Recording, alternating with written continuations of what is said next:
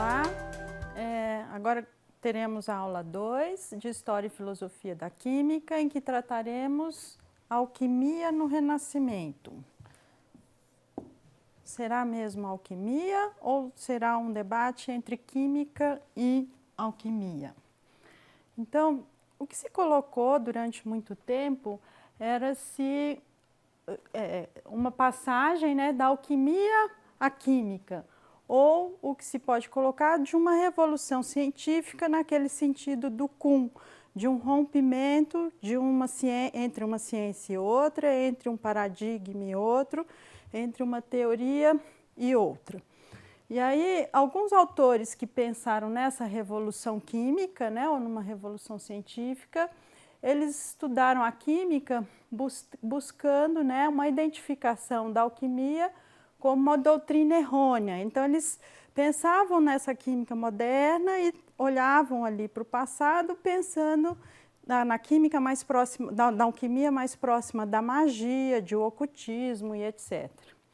E aí, esse rompimento é como se ele acontecesse de uma vez, em uma única revolução científica, que aconteceu ao longo do século XVIII, especialmente com a obra do Lavoisier e a nova nomenclatura da química moderna.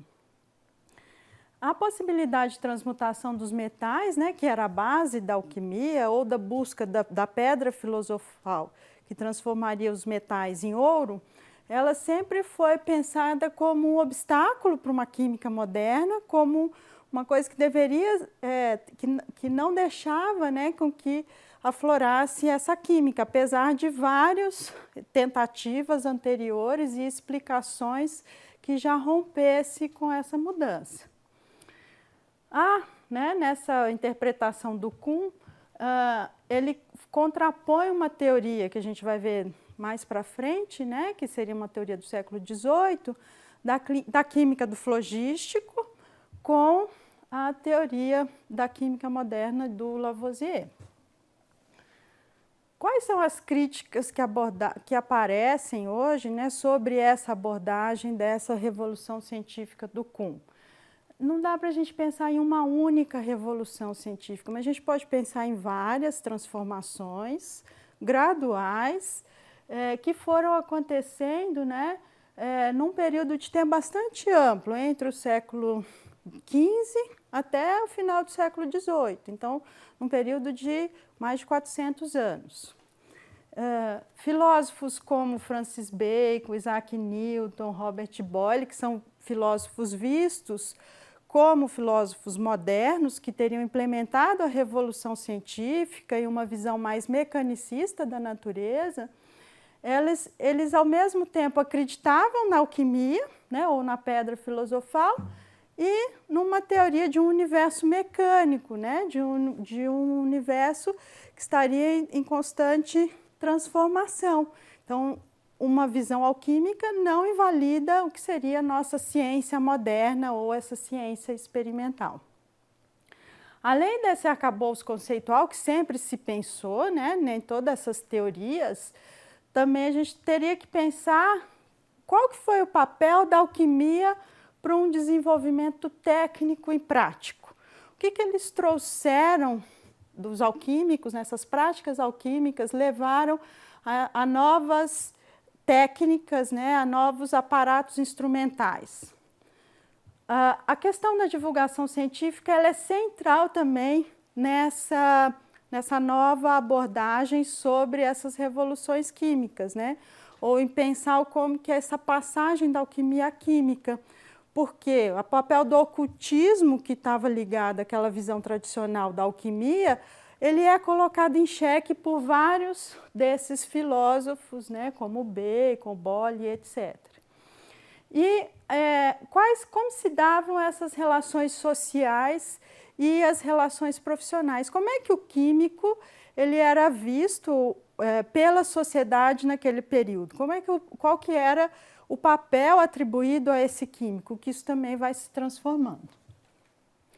Então, a gente pode pensar, né, no caso do português, aqui na língua portuguesa, de uma transição entre a alquimia, uma química, que era como a gente escrevia química no século XVI a XVIII, e é uma química moderna a partir do século XVIII. Então, essa recente historiografia, né, ela pensa essa alquimia aí até o século XV, depois, o que seria essa química, né, com CH, numa transição, num período de transição entre 1450 a 1700, e é justamente esse período aqui que nós vamos trabalhar hoje, e na próxima aula também, na aula 3 também, e uma química moderna, né, que ela é estabelecida a partir do século XVIII, com uma tecnociência, né, engendrando uma relação forte entre a tecnologia e a ciência, engendrando saberes instrumentais, manufatureiros e experimentais. Também coincide muito com a Revolução Industrial e com a introdução, né, de novos produtos industriais e novos saberes e fazeres, né, nesses processos industriais. Como é que o químico era visto? Como é que era tratado somente como alquimista? Só ele que mexia com essas transformações da matéria? Então, nessas recentes abordagens, a gente pode ver uma ampliação também do que seria esse profissional. O médico também estava muito ligado a esses saberes alquímicos e tinha grandes interesses. O metalúrgico e o minerador também tinham grandes interesses com a química, dos processos químicos, de fusão dos metais, de amálgama e etc. A química estava sempre ligada a questões místicas e religiosas. Não dá para separar essas questões religiosas de fundamentos do conhecimento químico.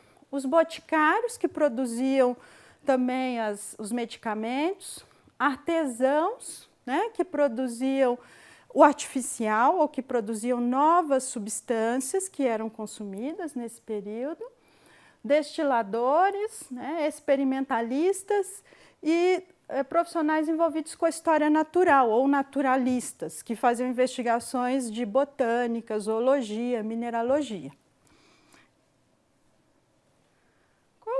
Qual que é esse contexto sociocultural aí desse período de longa duração? Aqui a gente vai se concentrar principalmente no Renascimento, né, em que há uma grande transformação na alquimia e nessa nova configuração que a gente está chamando de química, né, que é como que alguns historiadores têm colocado a química nesse período. Então, no mercantilismo, que há uma grande circulação de moedas, e aí com essa circulação de moedas, um grande interesse em metais como ouro e prata, né? Ouro, prata, cobre, e com isso também um desenvolvimento tanto da mineração quanto da metalurgia. O desenvolvimento da navegação, ele também leva a diversas novas técnicas, né? Desde um desenvolvimento técnico voltado para a produção de novas embarcações, da meteorologia, dos ventos e etc. E muitos desses saberes estavam ligados também a práticas alquímicas e químicas. Há uma consolidação das monarquias a estados nacionais. O que quer dizer isso? Há uma centralização cada vez maior no poder do rei, e esse rei também tem interesses, né, de um desenvolvimento comercial e de um desenvolvimento econômico que também seria impulsionado pela química. A ascensão da burguesia faz com que muitos desses antigos artesãos que produziam produtos através do artificial, né, dessas práticas artificiais da química, tenham interesse com novos materiais. Então, há também uma nova perspectiva na história da química de entender o que significa as mercadorias ou a circulação de mercadorias nesse mercantilismo. Como que isso estava ligado a todas essas práticas químicas?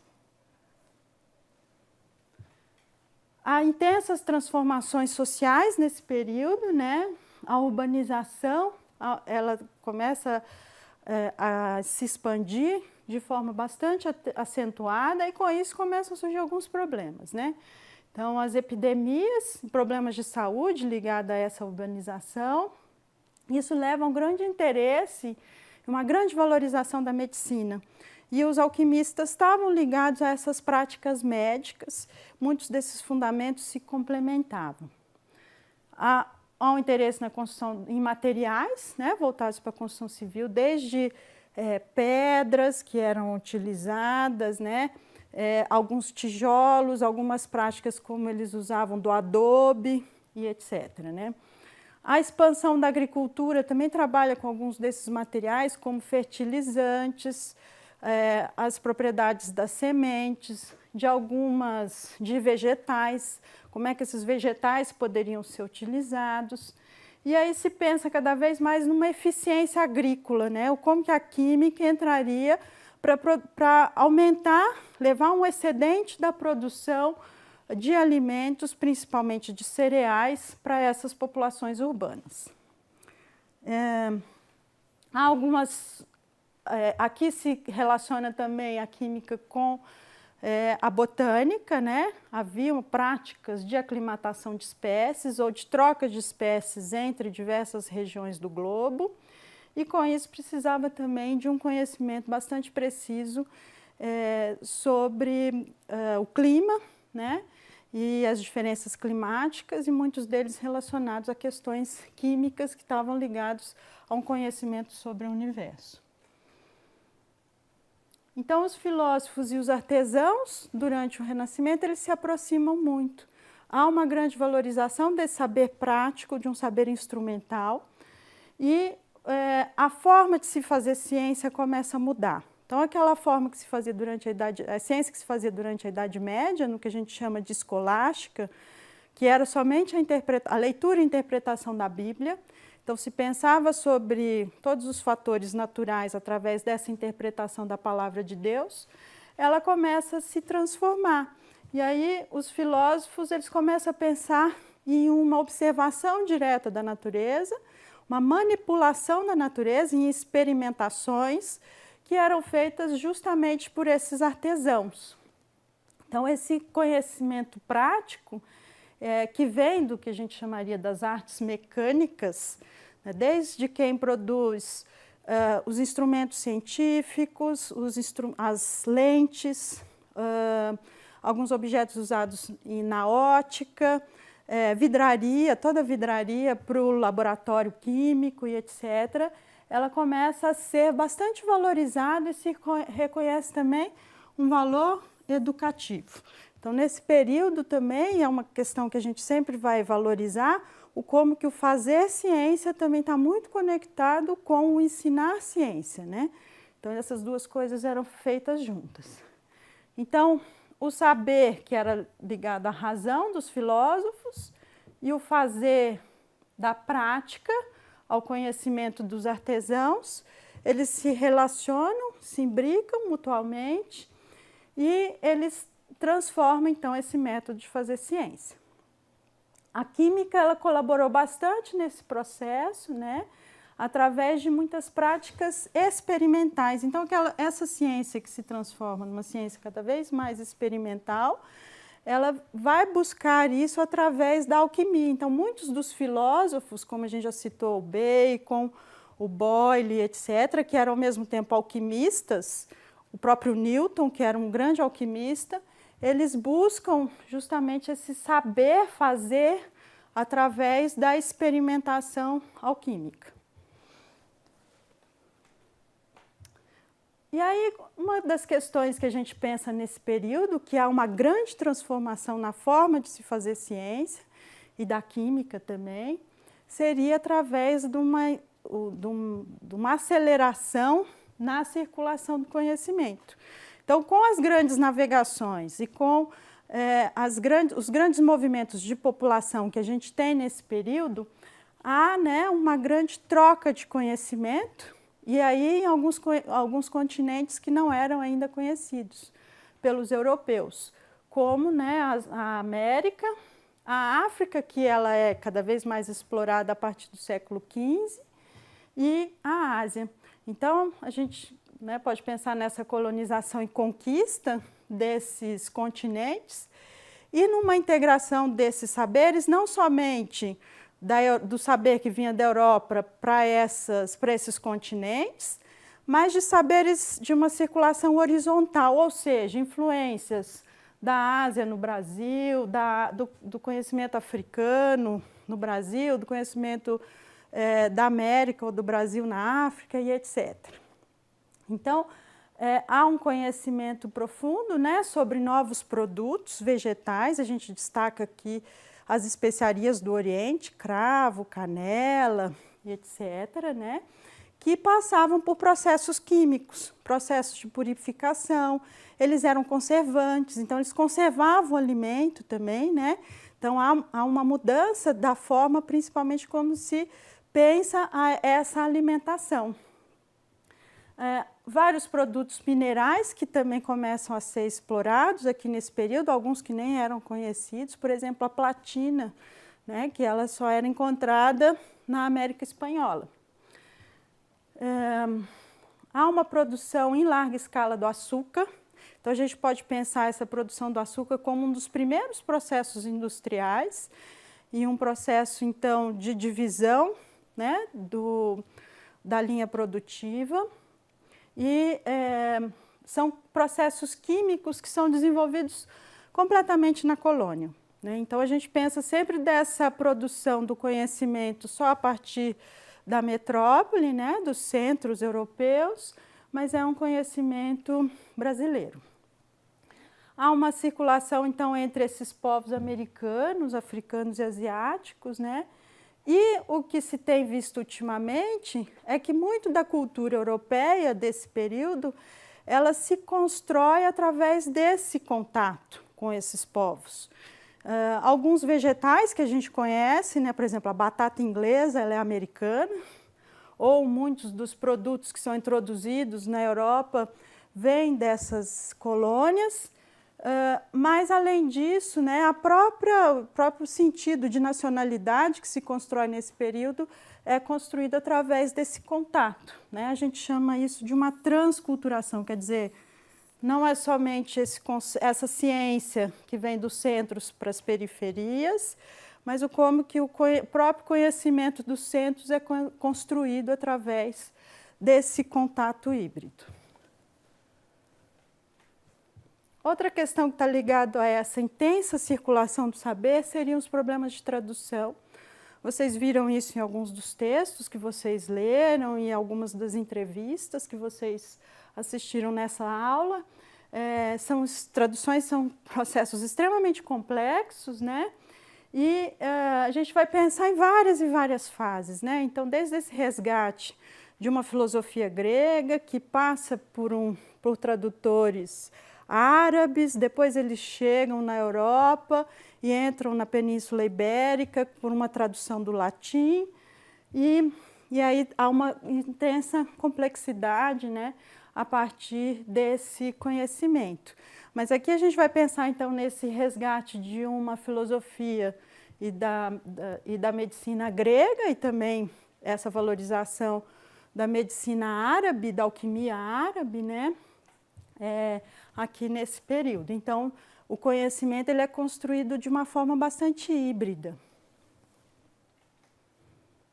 Relacionado também a essa circulação de saber, tem uma grande invenção nesse período que causa uma grande transformação social. É a imprensa do Gutenberg, né? Então, a imprensa do Gutenberg, ela faz com que textos que antes eram manuscritos e que tinham uma circulação bastante restrita nos mosteiros e etc., eles começam a ser impressos em livros e circular por um público cada vez mais abrangente. Alguns dos autores que estão trabalhando justamente com essas mudanças entre alquimia e química, eles falam que para a gente pensar na revolução, nessa transformação, não foi somente a quebra da teoria da pedra filosofal, mas sim como que muitos dos filósofos modernos, né, como o Francis Bacon, eles vão criticar o ocultismo da química. O que quer dizer isso? Como que esse conhecimento não era passado para o grande público. Então começa a ter uma discussão nesse período de que o conhecimento ele não deve ser restrito somente para o cientista, mas ele é um bem público e ele deve ser divulgado e popularizado.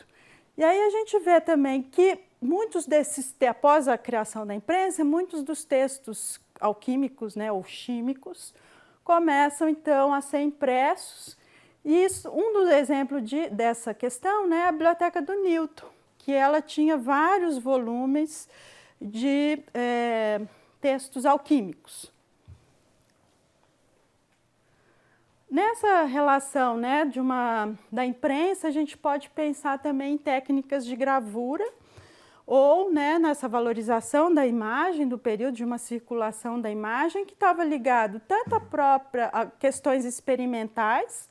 Aqui a gente tem um exemplo, né, de uma produção de uma chapa em gravura, de uma chapa em metal, né, para gravura, através da técnica de água forte, que é uma mistura de ácidos, né, em que ela era manipulada sobre placas em cobre, né, e ela corroía, então, ela oxidava o cobre e criava alguns sulcos para gravura. Outras artes, como a pintura, a escultura e etc., ela também precisava dessa manipulação dos materiais que vinham de práticas químicas. Então, elas também estavam relacionadas a toda essa experimentação. Mas essa circulação de imagens que começa a acontecer nesse período, ela também possibilita esse desenvolvimento da química, porque ela possibilitava a reprodução de métodos experimentais. Então, muitos desses métodos experimentais começam a ser descritos em imagens, reproduzidos nesses livros, e eles são divulgados, então, para esse grande público. Pensando nessa circulação do conhecimento, a gente também vai pensar nessa aproximação entre o fazer química e o educar química, ou o ensinar sobre química, que essas duas coisas aconteciam junto. Por quê? Normalmente a química era feita em oficinas, né, em oficinas artesanais, em boticas e etc. E aí era uma relação entre mestre e artesão. E esse mestre desenvolvia, ao mesmo tempo que desenvolvia novos saberes, fazeres, né, ele também mostrava para os seus discípulos o como fazer. Mas os textos, surgem vários tratados de química nesse período de alquimia, e eles mostravam, né, explicavam todos aqueles processos experimentais. O que muda entre os receituários medievais e os tratados renascentistas, né? Esses receituários medievais, eles só mostravam os processos, mas eles não explicavam as diferenças desses processos. Nesses tratados renascentistas, há uma relação muito forte entre teoria e prática.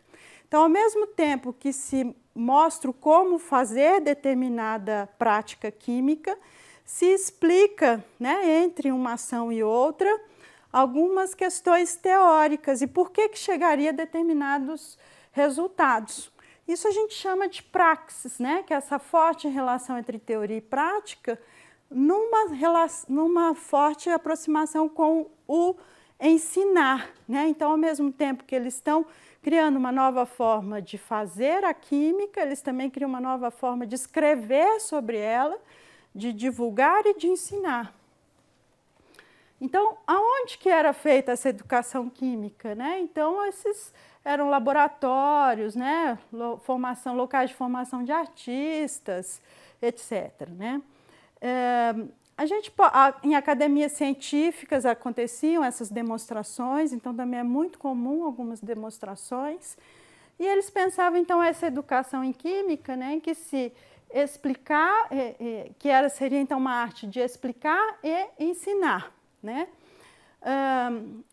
E aí aqui nessa fala do Hermann von Boerhaave, que é um médico e alquimista, ele vai pensar, né, quando o químico lhe explica a natureza do vidro, ao mesmo tempo lhe ensina um modo seguro de prepará-lo. Então, ele está, ao mesmo tempo que ele está explicando, ele está ensinando. Então, essa é a principal dimensão do ensino. Algumas teorias do período, né, estavam relacionadas a essa nova forma alquímica, como o vitalismo. Então, a Terra era compreendida como um grande organismo vivo, em que se tinha uma visão integrada sobre o universo. Então, não era essa forma que a gente pensa hoje, né, em que há uma separação entre o homem e seu meio natural, ou em diversas divisões, né? Numa visão mais mecanicista, mas se pensava uma integração intrínseca, né, entre o micro e o macrocosmo, entre o homem e o universo. Então, o crescimento dos metais, ele ocorria no interior da Terra, a Terra era vista como a mãe, né, e o fazer do alquímico ou do químico seria justamente retirar esses metais, simulando o parto, né, ou simulando essa retirada das sementes da Mãe Terra. Então, esse ideal mágico, ele é ligado ao vitalismo. Então, a magia, ela entra muito fortemente nessa componente alquímica, mas ela continua até o século XVIII, não há uma ruptura com esses ideais da magia. Numa cultura medieval, havia um combate à magia, mas por questões teológicas. E numa cultura renascentista, né, há uma reavaliação do papel da magia e se pensa nessa sua fundação, na sua função na sociedade. Então, ela estava ligada também a muitas questões religiosas e também questões cristãs aqui do período. Ela não se separava de princípios cristãos. Nessa perspectiva, né, entre a magia, nessa nova cultura renascentista, ela se relacionava muito com transformações científicas que se pensa aqui no período, como a passagem do geocentrismo para o heliocentrismo. Então, pensar nessa força oculta que está ligada a todo o universo faz mais sentido, né, do que pensar na Terra no centro do universo. Então, a magia ela se torna um fato cultural, né, e ela passa a ser defendida e exaltada por magos e filósofos desse período. O que se fazia muito frequentemente, tanto na Igreja Católica quanto também pelos próprios filósofos, era uma distinção entre uma alquimia ritualística, né, de magia negra principalmente, e o que chamavam de uma alquimia experimental, que seriam então essas práticas alquímicas aqui desse período. E aí quando a gente vê nessa concepção sobre a magia, qual que era então o papel do homem? O homem ele não levaria somente ele não superaria a natureza, ele não transformaria completamente essa natureza tentando superar a obra de Deus, né? Porque Deus que levaria a essa transformação da natureza. Ele seria apenas um ministro e um intérprete da natureza. Ele pensaria somente em uma aceleração de processos naturais. Então, o papel do alquímico seria somente esse. Ele vai, então, aqui, né, para a gente ver o que significava a alquimia nesse período, olhando pela fala do Benedetto Varchi, a alquimia não é a arte, não a arte ou o alquimista geram e produzem o ouro, mas a natureza disposta e ajudada pelo alquimista e pela arte. Então, a alquimia ajudaria esses processos naturais. Que a saúde de um corpo doente não é devolvida pela medicina ou pelo médico, mas pela natureza disposta e ajudada pelo médico e pela medicina. Então, o médico só, com a manipulação de determinados medicamentos, ele só ajudaria ao paciente a recompor a sua saúde naturalmente. De onde se vê que não a arte faz os metais, mas a natureza da qual a arte é instrumento. Bom, e aqui a bibliografia, né, para essa disciplina, e boa semana.